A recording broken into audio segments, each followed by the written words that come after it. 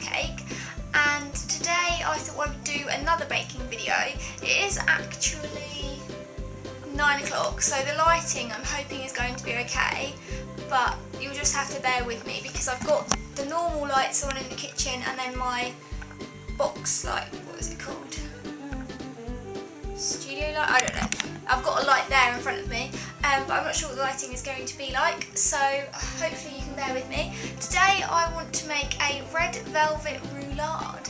So this is my cookery book over here. It is the Hummingbird Bakery Home Sweet Home book, and I got this for my birthday from my boyfriend's mum. And if I can find the page again, that would be great. There it is. So what I'm going to aim to make is this, right there. These are the ingredients you're going to need for the cake part. I'll explain later what you need for the filling part.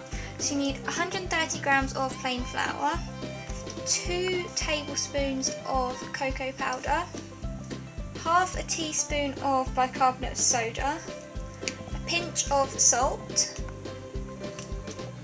120 ml of buttermilk, a teaspoon of vanilla extract, a teaspoon of white wine vinegar, 120 grams of unsalted butter softened. I just use this like store baking butter, and then 150 grams of caster sugar, 1 large egg, and then 1.5 tablespoons actually of red gel paste colouring. Now the one that I used last time from the supermarket wasn't enough, and I went to a baking shop and she told me to get this, so I'm hoping that this does the job. And then just some plain old water. And that's all the ingredients you're going to need. I'll put all the ingredients in the down bar, so don't worry about writing it down as I'm talking. It'll all be in the down bar. Then you're going to want to turn your oven on to 180 Celsius, 350 Fahrenheit or gas mark 4. Then to bake the Swiss roll part in, you're going to need a Swiss roll tin or roulade tin, whatever you want to call it. I have this silicone, as you can see, bendy one that I got from Lakeland because it said it made it amazing to make Swiss rolls in. I don't know, but I got it for my birthday, and yeah, so I've got this silicone one, but you can use a normal Swiss roll tin or whatever you want to make Swiss rolls in. So you just need one of these, and then you're going to need to, it says line it, but if you've got a silicone one then you don't need to line it, but if you have a metal one then you're probably going to want to line it. I just greased this one last time a bit with a bit of butter just so it didn't stick.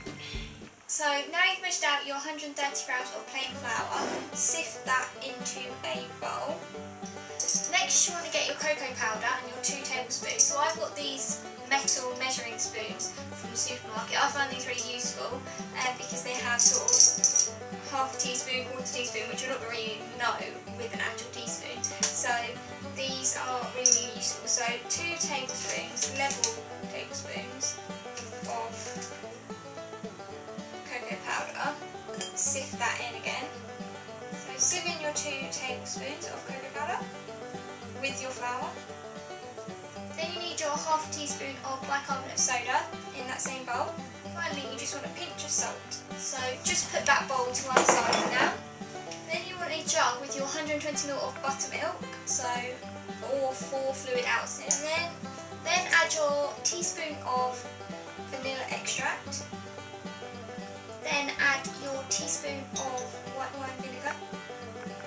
Then just give that a bit of a mix and put it to one side. Then you need a big old mixing bowl. I've just got this plastic one. And put your 150 grams of caster sugar into it. I'll add your 120 grams of butter. That's with the sugar. With your butter and sugar, you just want to mix this together in the bowl. So I've got one of these hand mixers, and this was only about £15 from Argos. Or you can use a stand mixer, or you can just beat it with your hands, because that'd be weird. You can beat it with a wooden spoon or something like that. But this does the job for me. You just mix it together.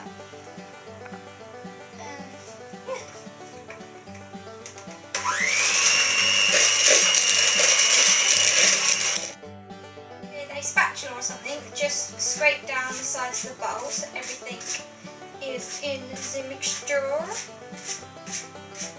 Get your egg and crack it. I'll just use a bowl. Put that in there. Mix in your egg. And it will look like that.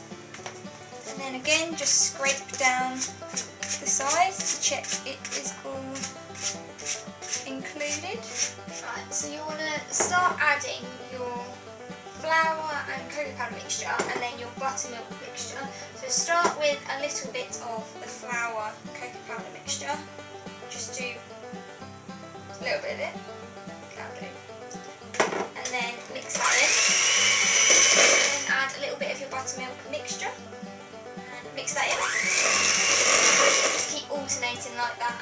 But make sure you end with a dry ingredients. So don't use up too much of that because you want to end with this.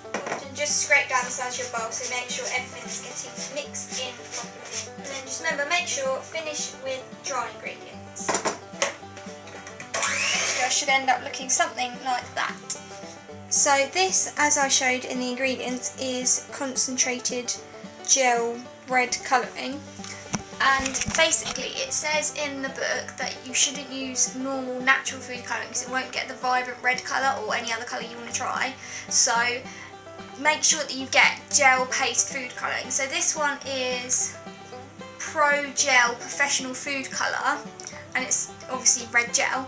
And so yeah, just don't use natural food colouring, so sort of the ones you get in Sainsbury's and stuff. The one I originally used was a Dr. Oetker one and there just wasn't enough of it, so if you get those ones in the supermarket and want to try those, then I'd recommend getting about 3 of them because there's literally not enough in the tube to get this the right red colour.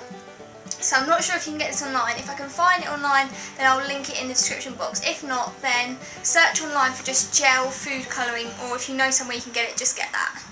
So the ingredients say 1.5 tablespoons of this paste and dissolve it in the 30 ml of water, but the tube says no more than 3 grams per kilogram of cake, so I'm not really sure if that's the best thing to do, putting 1.5 tablespoons in. So I'm just going to do a little bit and then add to it if it's not the right red colour. So guesstimation from here on out. So I've dissolved the gel in the water and now I'm going to add it to this. Any bits at the bottom, then just keep mixing it a bit and scrape it into the water before pouring. So now I'm going to pour this into my mixture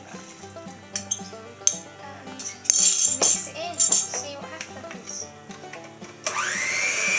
Scrape down the sides.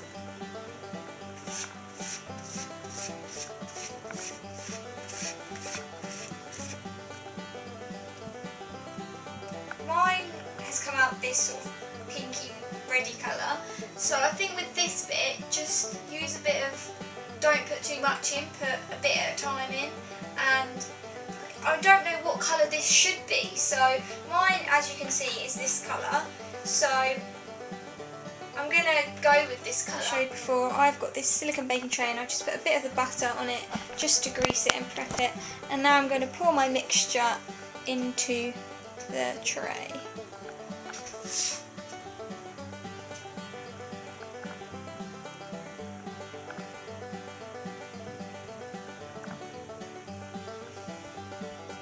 So once that is all in the tray, then just kind of spread it out so that it is roughly even. As I said, with this silicone one it suggests putting something harder underneath it. So I've got this baking sheet and I'm just going to pop this in the oven.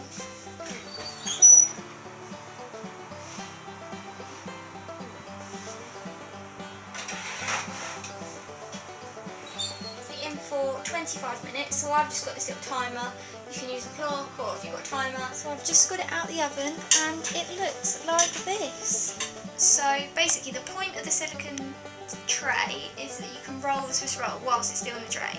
But if you haven't got one of those, then the instructions say to take it out of the oven and then cover with a damp tea towel whilst it's cool. It says allow the sponge to cool a little with the damp tea towel on it, and then when we get to the next stage when we're filling it, I'll explain what it says to do in the book then. But so if you haven't got a silicone tin, then I'll explain what to do after the damp tea towel in. For the filling, you're going to need 250 grams of full fat cream cheese, so the recipe actually suggests such as Philadelphia, so I've got Philadelphia, and then 130 grams of white chocolate melted, so we're going to melt that, and then 50 grams of unsalted butter, so again the same butter as before, and then 50 grams of icing sugar. So that is what you're going to need for the filling. Again, the amounts will be in the down bar, so don't worry about writing that down while I'm talking. White chocolate. So put your white chocolate in a glass bowl, and a Pyrex bowl or whatever, and then put a small pan of water on the hob to heat up, and then whilst that is heating up, place the bowl of chocolate on top to melt. So make sure that the pan of water doesn't boil and the bottom of the water isn't touching the bottom of the bowl isn't touching the water, and just leave that there heating through and mixing it around until the chocolate melts. After a few minutes you should end up with nice and melty chocolate like this. Your 250 grams of cream cheese, so in this case Philadelphia, into a bowl. And you just want to get your mixer again or beat it with a spoon and mix it so it's very, very creamy and soft. You'll end up with something that looks like this. Then you want to add your melted chocolate to your cream cheese and mix. Then to your filling mixture add in 50 grams of butter and mix that in. And then finally for the filling you want to sift in 50 grams of icing sugar.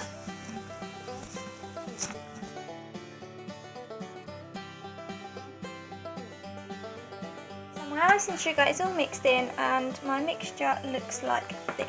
So I did end up putting the tea towel on my roulade because I thought it felt a bit like it was going a bit hard, and I don't think it's supposed to do that. So I said that I got this baking tray because it makes it easier to roll in the tin, but I don't really understand how you can roll it in the tin going by these instructions. So basically I'm going back to these instructions as if I had a metal tin. So I put the damp tea towel over it, and now it says dust a sheet of baking parchment or a clean tea towel with icing sugar, loosen the edge of the cake and invert the sponge onto the bottom. I've got a baking sheet or baking parchment, and I'm going to turn the cake out on.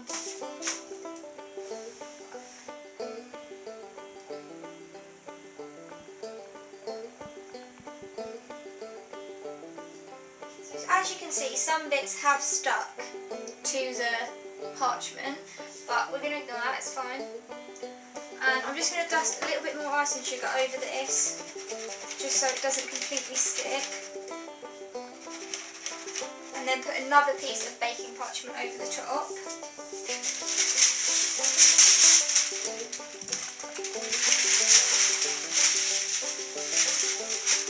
And now I'm going to roll this up with the 2 pieces of baking parchment. So you'll have something that looks roughly like this. Now the instructions say put it on a wire rack to cool completely for 10 to 15 minutes, seam side down. So where the edge of it is, put that the side down. This has been cooling for about 10-15 minutes, and now it's the moment of truth to unroll it again.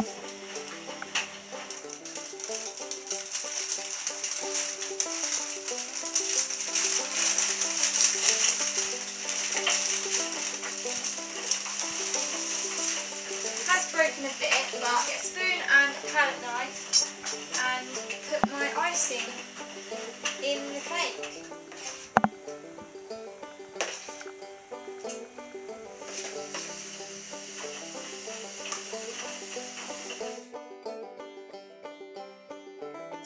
Filling, and I'm going to try rolling it.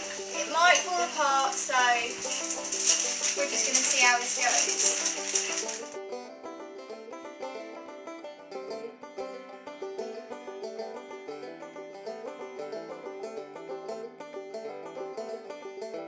So it has left a bit on the parchment paper and it is a bit split in places, but this is the first ever one that I've done and it does seem to be splitting more and more, but it's the first ever one that I've done and that's going to have to do.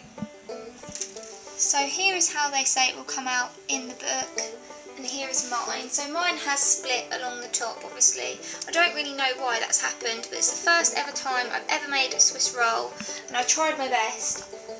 So, yeah, Swiss rolls are hard, and I keep picking the hardest things to do, and then being upset when I don't do them perfectly. But the Swiss rolls are really hard, so if you don't do it very well either, then don't worry, it's just trial and error. Just try it another time, it's fine. So this is my first go, so let me know how you get on with your first go. You might get on a lot better than me, or the same as me, or worse than me. Whatever you do, it's fine, because you can just try again. That's the thing with baking, you can just keep trying until you get it perfect and you get the techniques perfected. So I'm pretty pleased that I've done it this time. It's actually red this time, it didn't fall out of the tin. So on my second go, it's a lot better than it was the first time. So proof that the more you do it, the more knowledge you get of what you're doing, and you're going to be doing it a lot better.